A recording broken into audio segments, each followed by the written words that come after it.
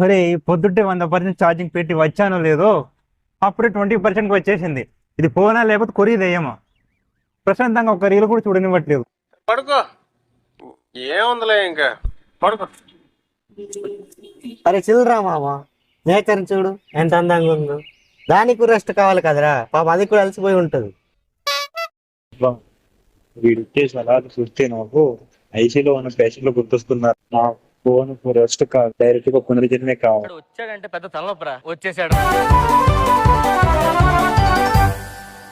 Bro bro reason తెలుసా?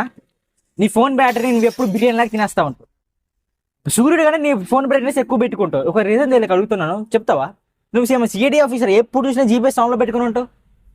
నేను బిర్యానీలో తినేస్తున్నా. అవును బ్రో, నువ్వు బిర్యానీ రోజు బ్యాటరీ తినేస్తాను. సరే చెప్పు, ఏం చేయాలి ఇప్పుడు? చెప్తా ఒక నిమిషం.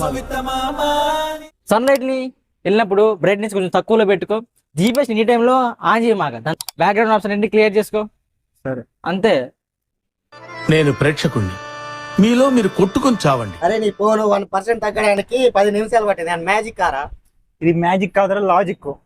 ఇంతకుముందు నా ఫోన్ బ్యాటరీ ట్రంక్ డ్రైవ్ లో ఉండేది, ఇప్పుడు మైలేజ్ మోడ్ లోకి వచ్చింది. ఈ బ్యాటరీ సేవ్ అవ్వాలా? మీ ఫోన్ హీట్ అవ్వకూడదా? అది ట్రిక్స్ ని ఫాలో అవ్వండి. Ravi tech Telugu channel like చేయండి, ఛానల్ ని సబ్స్క్రైబ్ చేయండి, వీడియోని షేర్ చేయండి.